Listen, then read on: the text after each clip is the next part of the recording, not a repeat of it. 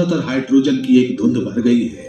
कोई आकाश गंगा नहीं, कोई तारा नहीं, ग्रह नहीं, कुछ है तो बस अंतरिक्ष में तैरते परमाणु और गुरुत्वाकर्षण के अदृश्य अपरिहार्य प्रभावों के कारण हमारी कहानी यहीं समाप्त हो जाएगी। गुरुत्वाकर्षण क्या है? गुरुत्वाकर्षण एक अदृश्य शक्ति है जो द्रव्यमान वाली किसी भी वस्तु को हर दिशा में खींचती है। परमाणु वास्तव में बहुत छोटे होते हैं, लेकिन प्रत्येक का द्रव्यमान बहुत कम होता है। इसलिए प्रत्येक परमाणु का गुरुत्वाकर्षण धीरे धीरे बिना दिखे ब्रह्मांड में दूसरे परमाणु को खींच रहा है।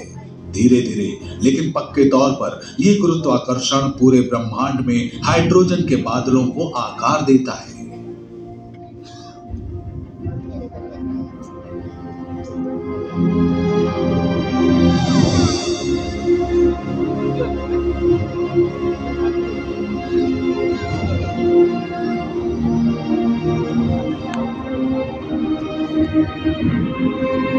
जैसे जैसे ज्यादा से ज्यादा परमाणु एक साथ एकत्रित होते हैं, वे विशाल घूमते बादलों प्रथम प्लूटो गैलेक्सी में बन जाते हैं।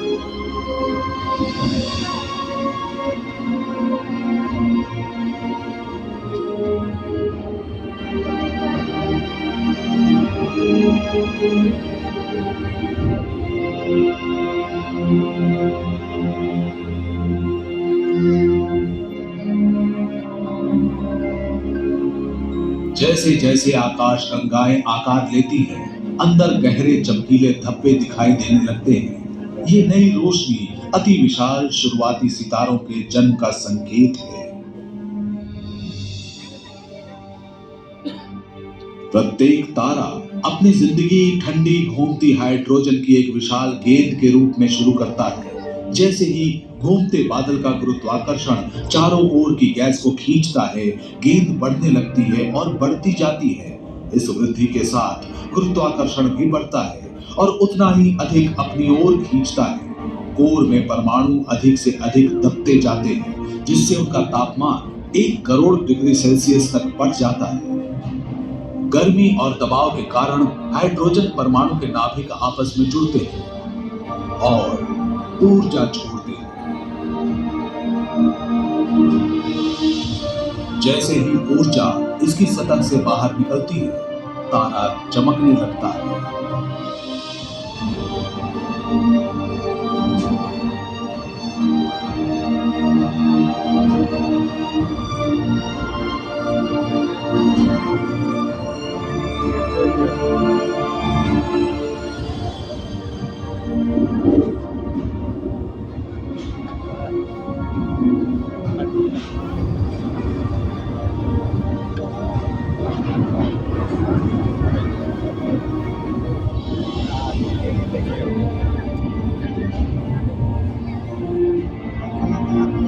प्रारंभिक तारे विशाल थे, सूर्य जैसे आधुनिक तारों से कहीं अधिक विशाल। ये इतना विशाल है कि हमारे पूरे सौर मंडल को निगल सकता है।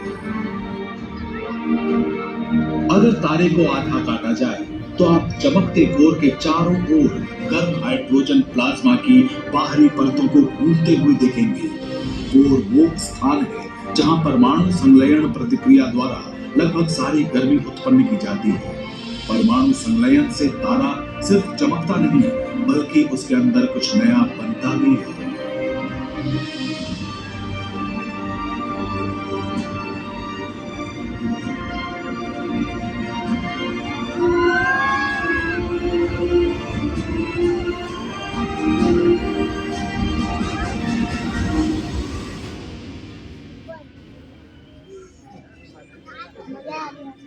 देवियों और सज्जनों, आपके मनोरंजन के लिए क्या मैं परमाणु संलयन के चमत्कारों और रहस्यों को दिखाने वाला एक अजीबोगरीब नजारा प्रस्तुत कर सकता हूं। कल्पना कीजिए, हम तारों के बीच में हैं। ये गेंदें हाइड्रोजन नाभिक से अलग हुए प्रोटॉन हैं और अब देखिए कि कैसे वे एक साथ मिलकर हीलियम नामक एक नया तत्व बनाते हैं। यह प्रक्रिया प्रोटॉन से शुरू होती है। वे सभी एक दूसरे से दूर जाने की कोशिश कर रहे हैं क्योंकि उनका धनात्मक आवेश उन्हें अलग कर देता है। हालांकि कभी-कभी प्रोटॉन अपना आवेश खो देगा और न्यूट्रॉन में बदल जाएगा। न्यूट्रॉन के पास कोई आवेश नहीं होता है, इसलिए गर्मी और दबाव उन्हें निकटतम प्रोटॉन से जुड़ने के लिए मजबूर करता है। वे मिलकर एक नया न्यूक्लियाई बनाते हैं जिसे ड्यूटेरॉन कहा जाता है। ड्यूटेरॉन कोर के चारों ओर घूमता है, लेकिन जल्द ही वो किसी मुक्त प्रोटॉन से टकरा जाता है। फिर न्यूक्लियस में वृद्धि होती है। तब न्यूक्लियस कोर में इधर उधर घूमता रहता है जब तक कि वो दूसरे नाभिक से मिल नहीं जाता और दोनों आपस में पिस नहीं जाते। दो प्रोटॉन उड़कर वापस कोर में चले जाते हैं, लेकिन जो नाभिक अब बचा है उसमें 2 प्रोटॉन और 2 न्यूट्रॉन हैं। इस तत्व यानी एलिमेंट का नाम हीलियम है। हाइड्रोजन प्रोटॉन के संलयन की यह प्रक्रिया प्रत्येक सेकंड अरबों खरबों बार हो रही है।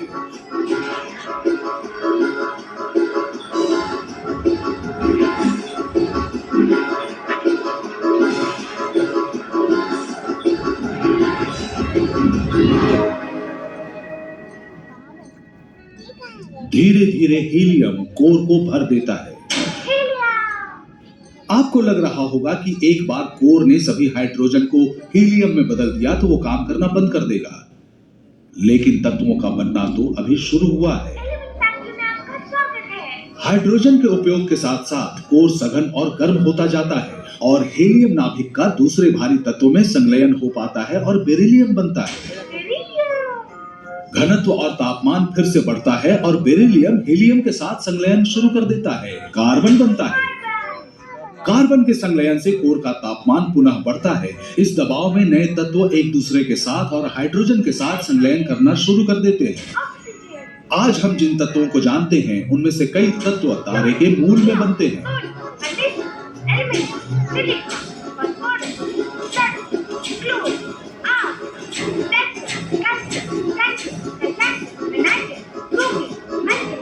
अंत में जाकर जो तत्व बनता है उसे हम लोहा कहते हैं, लेकिन लोहे का केंद्रक इतना स्थिर होता है कि उसका संलयन नहीं हो पाता और इसलिए कोर में तापमान नहीं बढ़ता है। अचानक तारे के अंदर से उसे खींचने वाले गुरुत्वाकर्षण को संतुलित करने के लिए पर्याप्त दबाव नहीं पड़ता। गुरुत्वाकर्षण जीत जाता है और तारे का कोर ढह जाता है।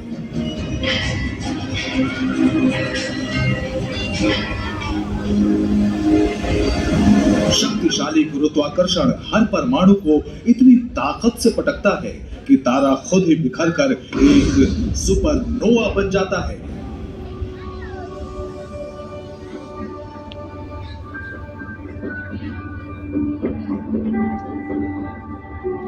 सुपरनोवा तत्व निर्माण प्रक्रिया का अंतिम चरण पूरा करते हैं। इन विशाल विस्फोटों के भीतर जिंक, प्लैटिनम और सोना जैसे भारी और दुर्लभ तत्व बनते हैं।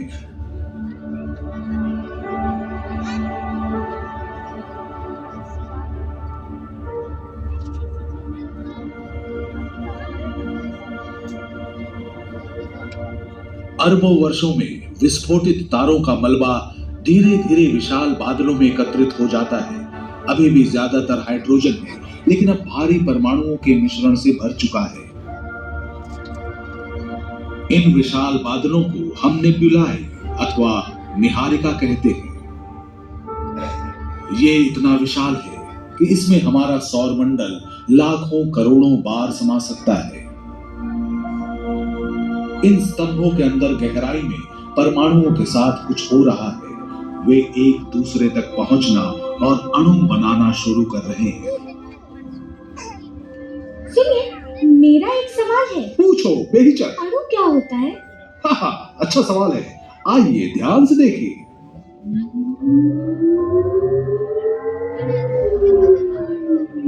ये निहारिका में पाए जाने वाले कुछ मॉलिक्यूल्स यानी अणु हैं। अणु एक साथ जुड़े हुए परमाणुओं का एक समूह है, मानो एक दूसरे का हाथ पकड़ रखा हो। आपके शरीर में है ये अणु और इस निहारिका में पाया जाता है ये पानी है। पानी का अणु एक ऑक्सीजन परमाणु के 2 हाइड्रोजन परमाणुओं से जुड़ने से बनता है। आपको तो पता होगा इसका रासायनिक नाम H2O है। निहारिका में एक अन्य सामान्य अणु कार्बन डाइऑक्साइड CO2 है, जो एक कार्बन परमाणु और 2 ऑक्सीजन परमाणुओं से बना होता है। आपका शरीर कार्बन डाइऑक्साइड बनाता है और आप इसे सांस के द्वारा बाहर छोड़ते हैं। आप सब भी इस अणु का निर्माण करते हैं, बस इसे बाहर नहीं छोड़ते। क्या आपको पता है इसे क्या कहा जाता है? नहीं। कोई और बताए।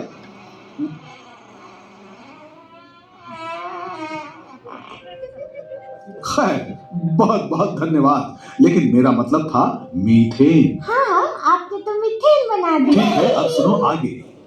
जहां तक शरीर में परमाणुओं की बात होती है, कार्बन परमाणु सबसे महत्वपूर्ण होते हैं। कार्बन एक साथ 4 अलग-अलग परमाणुओं के साथ बंध सकता है, जिससे सच में दिलचस्प अणुओं का निर्माण संभव हो जाता है।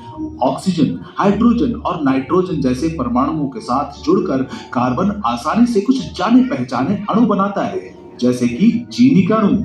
ये वसा यानी फैट में उपस्थित है और प्रोटीन अणुओं का एक जरूरी हिस्सा है।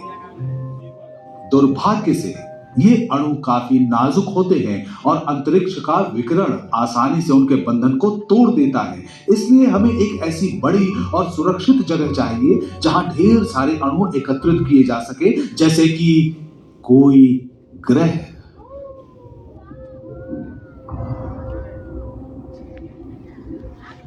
गैसों, अणुओं, धातुओं और धूल की ये विशाल डिस्क ही हमारा सौर मंडल है, जिसके केंद्र में है एक नया सूर्य।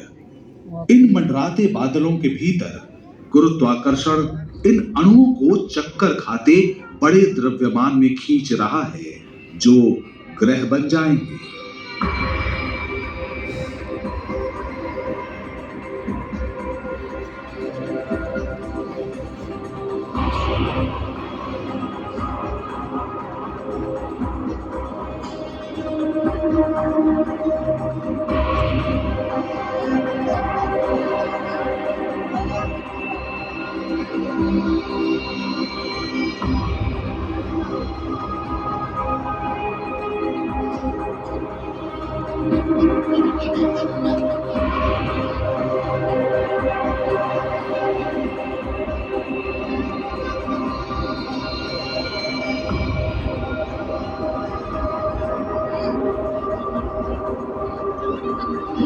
ये युवा ग्रह है हमारी पृथ्वी, जो अब 1 अरब वर्ष पुरानी है।